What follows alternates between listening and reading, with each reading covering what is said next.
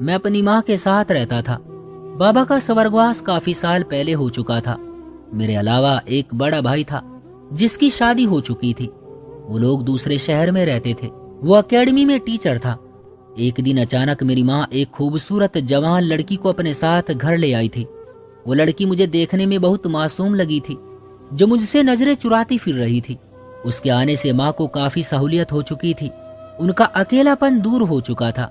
मेरी भी उस लड़की से कोई खास बातचीत नहीं होती थी, मगर मैंने अक्सर उस लड़की को ईश्वर के सामने रोते गिड़गिड़ाते देखा था। वो एक संस्कारी लड़की थी। मैं शुरू में माँ से बहुत नाराज हुआ था कि उन्होंने एक अनजान लड़की को अपने घर में रख लिया, मगर माँ जिद पर थी कि ये लड़की कहीं नहीं जाएगी। वैसे भी वो घर पर अकेली होती है तो ये उनके साथ रहेगी, तो उनका भी वक्त अच्छा गुजरेगा। वो लड़की जल्दी ही माँ के दिल में अपनी जगह बना चुकी थी। मुझे भी माँ से और बहस करना सही नहीं लगा।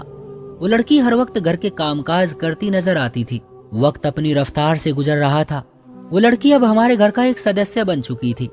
माँ ने उसे नौकरानी की हैसियत से कभी देखा ही न था, बल्कि माँ तो हर मामले में उस लड़की को आगे रखती। लेकिन महीने बाद एक ऐसी हकीकत सामने आई जिसे सुनते ही हमें अपने कानों पर यकीन नहीं आया था। वो लड़की इतनी गिरी हुई होगी, ये मैंने सपने में भी नहीं सोचा था।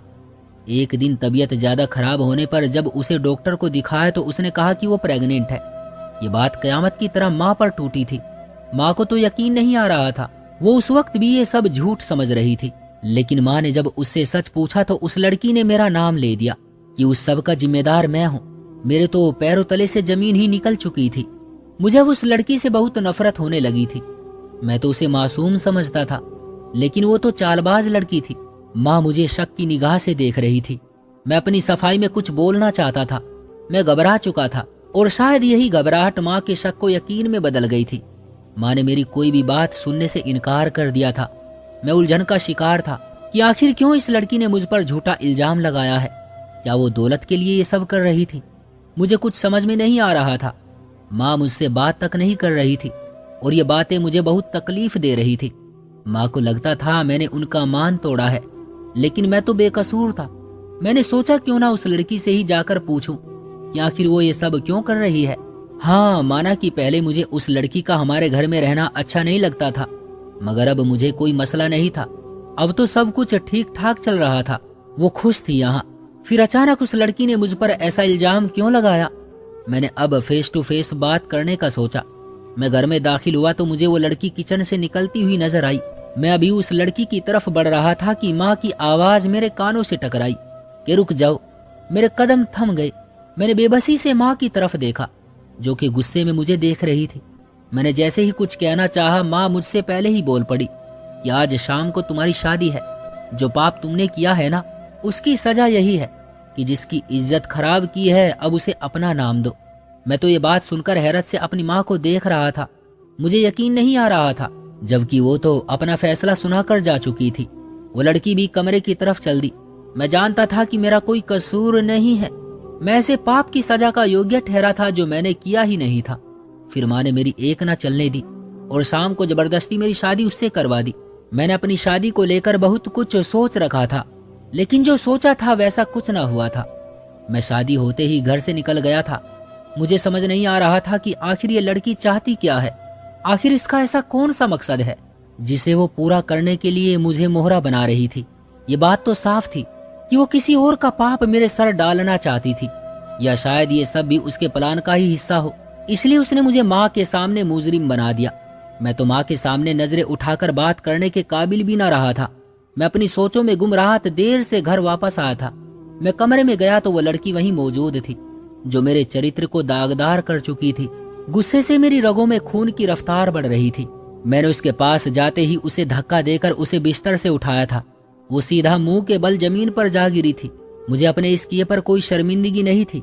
उससे पहले कि वो लड़की संभलती कि मैंने उसके इस खेल के बारे में उससे सवाल किया, मैंने क्या बिगाड़ा था तुम्हारा? कब तुम्हें परेशान किया या गंदी नजर उठाकर देखा? तो फिर तुमने क्यों मुझे माँ की नजरों में गिरा दिया? मैं उस लड़की से जवाब चाहता था, जो कि अपने होंठ सिए खामोशी से बैठी हुई थी। मुझे ये बात और ज्यादा भड़का गई। एक तो पाप कर चुकी थी, ऊपर से इस घटिया इल्जाम को भी मुझ पर लगा रही थी, और अब खामोश बैठी थी जैसे कुछ हुआ ही न हो। मैं कुछ पूछ रहा हूँ खामोश क्यों बैठी हुई हो? इस बार मैं गुस्से की हालत में चिल्लाया था। अगले ही लम्हे जो बात की सफाई मेरी थोड़ी देर पहले की बनी पत्नी ने देनी शुरू की, तो वो सुनकर तो मेरे होश ही उड़ गए। मुझे यकीन नहीं आ रहा था कि ये लड़की इस हद तक गिर सकती है। उस पापी पत्नी ने एकदम ही मेरे पांव पकड़ लिए और कहा कि आप मुझे जो मर्जी कह दे, लेकिन ये बच्चा पैदा होने के बाद अपने बड़े भाई को दे देना। बच्चे को उसका बाप ही वो प्यार दे सकता है। अपनी पत्नी की ये बात सुनकर तो मैं आग बबूला हो गया था। मुझे अपनी पत्नी पर बहुत गुस्सा आ रहा था कि आखिर ये औरत किस गलती का हिसाब ले रही है मुझसे। मैंने एक ही झटके में अपनी पत्नी को अपने मुकाबले खड़ा किया और सख्त अंदाज से पूछा कि ये क्या बकवास कर रही हो? इस सब में भाई का क्या कसूर है? तुम क्यों हम सबको बर्बाद करना चाहती हो? माँ ने तुम्हारे साथ दयालुता दिखाई और उसका ये सिला दे रही हो तुम हमें, मगर वो तो जैसे अपने होठों पर ताला लगाए हुए थी। अपनी पत्नी की तरफ से कोई जवाब न पाकर मेरा दिल किया उस लड़की का गला दबा दूं, लेकिन खामोश रहा और कमरे से बाहर चला गया। मुझे अब सच का पता लगाना था और अपनी बेगुनाही साबित करनी थी। अगली सुबह मैं माँ के उठने से पहले ही ऑफिस के लिए रवाना हो गया। पूरा दिन मेरा दिमाग अपने साथ पेश आने वाले उन किस्सों में फंसा रहा। मुझे अपना दम घुटता हुआ महसूस हो रहा था। मैंने क्या सोचा था कि एक खूबसूरत लड़की से शादी करूंगा, लेकिन किस्मत ने एक ऐसी लड़की को मेरा हमसफर बना दिया था जो कि चरित्रहीन और नीच थी। रात को देर से घर गया तो मेरे कमरे में आते ही मेरी पापी पत्नी मेरे लिए पानी का गिलास ले आई। मेरा सर उस वक्त दर्द से फट रहा था। मैंने एक नजर अपनी पत्नी को देखा और वो गिलास उसके हाथ से लेकर जमीन पर दे मारा। ये सब देखकर मेरी पत्नी भोली बनी रही और खामोश ही रही। उसी वक्त अचानक माँ भी मेरे कमरे में चली आई, मगर जल्द ही टूटा हुआ गिलास देखकर वो मामला समझ चुकी थी। लेकिन उन्होंने मुझसे बात करना बंद किया हुआ था, इसलिए वापस चली गई। और ये सब उसी लड़की की वजह से तो हो रहा था। मुझे नए सिरे से उस लड़की से नफरत हो चुकी थी जो मेरे अपनों को मुझसे दूर कर चुकी थी और खुद भोली और मासूम बनी घूम रही थी। मैंने एक गुस्से वाली नजर अपनी पत्नी पर डाली और बाथरूम चला गया। जब बाहर आया तो बेड पर खाना मौजूद था, जिसको देखकर मेरे माथे पर कई सलवटें जाहिर हुई। ये खाना मेरी पत्नी ने रखा है, मगर ये सब करके वो क्या समझती थी कि मेरे दिल में अपने लिए जगह बना लेगी? तो ये उसकी सबसे बड़ी भूल थी। मैंने खाना उठाया और अपने कमरे से निकलकर बाहर टेबल पर रख दिया। मेरी पत्नी ने सब देखा लेकिन खामोश रही। मैं अपने कमरे में जाकर लेट गया। रात का न जाने कौन सा पहर था जब नींद मुझ पर मेहरबान हुई थी। अगली सुबह मेरी आंख खुली तो मुझे ये देखकर खुशी हुई कि पत्नी कमरे में मौजूद नहीं थी। मैं जल्दी से उठा और ऑफिस जाने के लिए तैयार होने लगा, मगर जैसे ही मैं अपने कमरे से बाहर निकला तो माँ नाश्ते की मेज पर बैठी थी। मैंने माँ को प्रणाम किया, लेकिन माँ ने प्रणाम का कोई जवाब नहीं दिया और मेरी तरफ से मुंह मोड़ लिया। मेरा दिल अब नाश्ता करने का बिल्कुल भी नहीं था। वजह मेरी पत्नी थी, इसलिए मैंने बाहर की तरफ कदम बढ़ा दिए। लेकिन हैरत तो तब हुई जब मेरी पत्नी ने न जाने किस खुशफहमी के तहत मुझे रोका और नाश्ता करने की जिद करने लगी। मैंने पलटकर अपनी पत्नी को गुस्से से देखा, जो मुझ पर बेवजह अपना हक जताने की कोशिश कर रही थी, और खामोशी से कुछ भी कहे बगैर बाहर की तरफ बढ़ गया। मेरा ऑफिस के काम में दिल नहीं लग रहा था। बार बार माँ का रूठा हुआ चेहरा मेरी आंखों के सामने आ रहा था।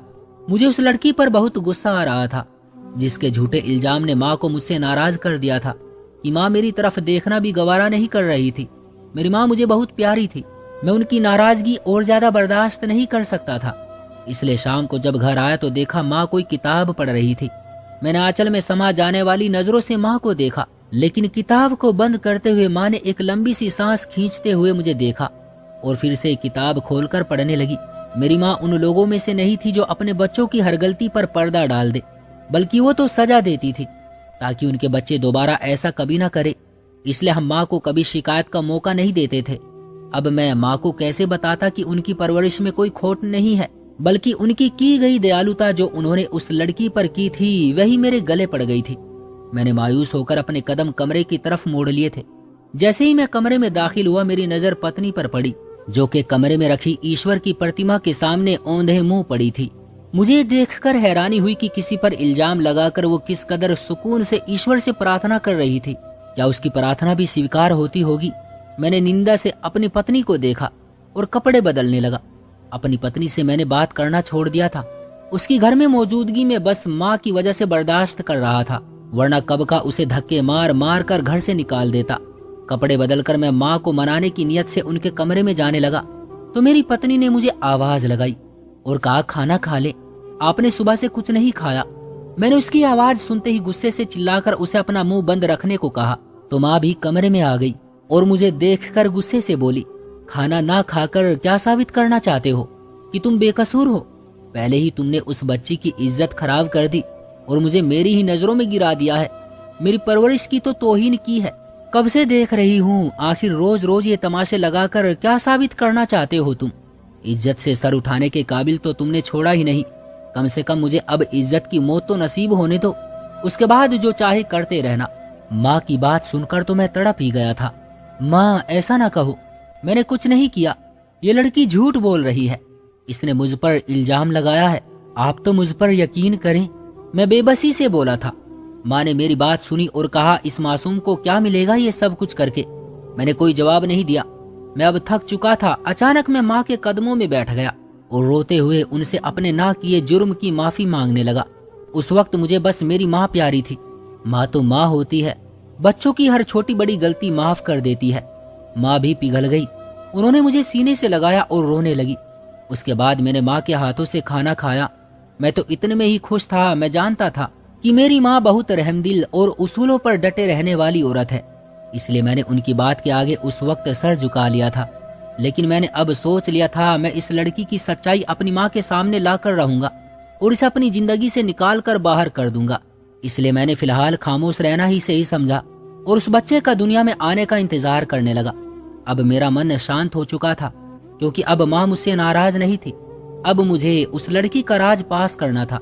मैं अक्सर अपनी पत्नी को रातों को उठकर देखता कि वो ऊपर को मुंह किए बस अंदर ही अंदर रोती रहती। शायद वो अपने किए की उस ईश्वर से माफी मांगती थी। लेकिन अगर वो इतनी ही सच्ची थी तो उसने मेरे साथ वो सब किया ही क्यों था? आज भी वो रात के 4 बजे उठी हुई थी और सुबक सुबक कर रो रही थी। मेरे दिल में एक ख्याल आकर गुजर गया कि मेरी पत्नी ने मेरे भाई का नाम क्यों लिया था? कहीं भाई ने तो उसके साथ कुछ गलत नहीं कर दिया? ऐसा कैसे हो सकता है?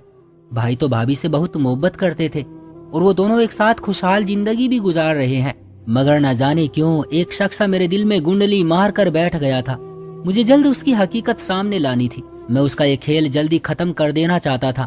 मैं निंदा से अपनी पत्नी को देखता हुआ कमरे से बाहर निकल गया, मगर मेरा दिमाग फिर भी एक ही चीज में अटका हुआ था कि ये औरत अगर इतनी ही अपने आप को अच्छी समझती है तो फिर कैसे इतना गलत कदम उठा लिया इसने? वो शायद अच्छा बनने का नाटक करके माँ और बाकी सबकी हमदर्दी लेना चाहती थी।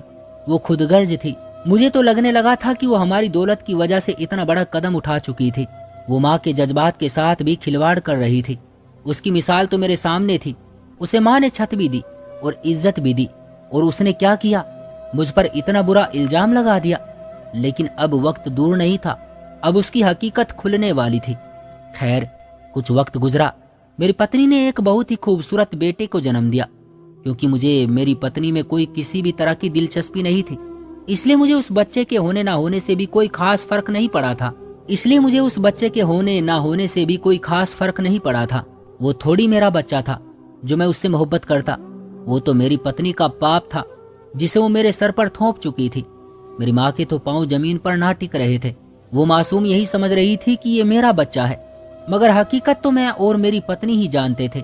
मैं पत्नी, बच्चे और माँ के साथ घर आ गया, लेकिन अगले दिन मैं बहाने से अस्पताल चला गया था क्योंकि मुझे वहां से डीएनए रिपोर्ट लेनी थी। मैंने चुपके से उस बच्चे का और अपना डीएनए टेस्ट करवा दिया था और रिपोर्ट में भी वही आया था जो मैं सबको बताने की कोशिश कर रहा था, यानी वो बच्चा मेरा नहीं था। मैं ये देखकर बहुत तो खुश हुआ कि अब तो मेरे पास सबूत भी है। अब मेरी पत्नी का खेल खत्म हो गया था। बस माँ को रिपोर्ट दिखाने की देर थी। मैं जल्द ही घर के लिए रवाना हो गया और सीधा माँ के कमरे में गया, जहाँ माँ अपने चेहरे पर दुनिया भर का सुकून लिए बैठी हुई थी। मैं जल्दी माँ के पास गया। माँ, आज मैं आपको एक सच बताना चाहता हूँ। मैंने माँ का हाथ पकड़कर कहा। माँ, वो बच्चा। अभी मैं कुछ कहता कि माँ बोल पड़ी। हाँ मेरे बच्चे, मैं जानती हूँ वो बच्चा अब तेरा नहीं है। तेरी पत्नी बहुत ही बड़े दिल की मालिक है। उसकी कदर कर। उस जैसी लड़कियां बहुत कम मिलती हैं जो कि अपनी औलाद किसी दूसरे को दे दे। मुझे माँ की बातें समझ नहीं आ रही थी, वो ये क्या कह रही थी। लेकिन माँ की अगली बात सुनकर मुझे सारी बात समझ आ गई थी कि इस बार भी मेरी पत्नी ने बहुत अच्छी चाल चली थी। माँ ने कहा, बेटा, तुम्हारी पत्नी ने अपना बच्चा तुम्हारे बड़े भाई को दे दिया है। मेरा तो दिमाग ही चकरा कर रह गया था। मैंने माँ को रिपोर्ट दिखाई और बताया कि उसमें साफ साफ लिखा है वो बच्चा मेरा नहीं है। अगर आपको यकीन नहीं तो दोबारा से टेस्ट करवा ले। मैंने आपको पहले ही कहा था वो झूठ बोल रही है, लेकिन आपने मेरा यकीन नहीं किया। माँ हैरान होकर वो रिपोर्ट देखने लगी। फिर अचानक ही माँ ने मेरे कमरे की तरफ देखा और जाते ही मेरी पत्नी को रिपोर्ट दिखाकर सच बताने को कहा। तो अचानक रोते हुए उसने माँ के पांव पकड़ लिए और कहने लगी, ये सब सच है, मैंने इन पर झूठा इल्जाम लगाया था, ये बच्चा इनका नहीं है। इसके बाद मेरी पत्नी ने सारी हकीकत हमें बता दी, जिसे सुनकर मेरे और मेरी माँ के होश उड़ गए थे। उसने बताया कि वो गरीब माँ बाप की बेटी थी, घर किराए का था। माँ बाबा की अचानक हादसे में मौत की वजह से किराएदार ने खुशी खुशी किराया माफ कर दिया था। मैंने सोच लिया था कि अब काम करूंगी ताकि अपना पेट पाल सकूं, लेकिन उस किराएदार ने उस रात मेरी इज्जत खराब कर दी और कहा कि अब वो रोज आया करेगा। उसके जाते ही मैं वहां से अपना जरूरी सामान उठाकर भाग गई थी। 2 दिन सड़क पर मांगते हुए गुजरे तो हर इंसान के चेहरे के पीछे छुपे हुए जानवर को देखकर आत्मा तक कांप गई। मैं दोबारा वो सब बर्दाश्त नहीं कर सकती थी। तब आपकी माँ मुझे नजर आई तो मैंने उनसे मदद मांगी। मेरी खुशकिस्मती थी कि आप सब लोग शरीफ लोग थे, लेकिन जब गर्भवती होने की बात सामने आई तो मैंने जल्दबाजी में आपका नाम ले दिया। अगर गर्भवती वाली बात आपकी माँ को पता न चलती तो शायद मैं इस बच्चे को इस दुनिया में कभी न ला पाती, बल्कि अब तक तो इससे जान छुड़वा ली होती। लेकिन अब मुझे इसे पैदा करना था। फिर मुझे पता लगा कि आपके भाई को 5 साल से औलाद नहीं है, इसलिए मैंने शादी की रात आपसे कहा था कि ये बच्चा अपने भाई को दे देना। उसे बाप का प्यार वही दे सकते हैं, ना मैं उसे माँ का प्यार दे सकती हूँ और ना ही आप बाप का प्यार दे सकेंगे। सच जानने के बाद मैंने माँ से कहा, अब सच सामने आ चुका है, अब आप इसका फैसला करें।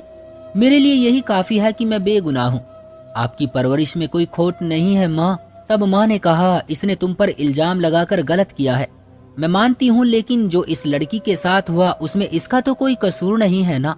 माँ की बात भी सही थी, मैं माँ की इस बात से सहमत था, लेकिन मेरे साथ तो नाइंसाफी हुई थी, जिसका जिक्र मैंने माँ से किया तो उन्होंने यही समझाया कि कौन सी नाइंसाफी हुई है। मैं नाराज थी, मान भी जल्दी गई। तुम्हारा तो कोई नुकसान नहीं हुआ ना?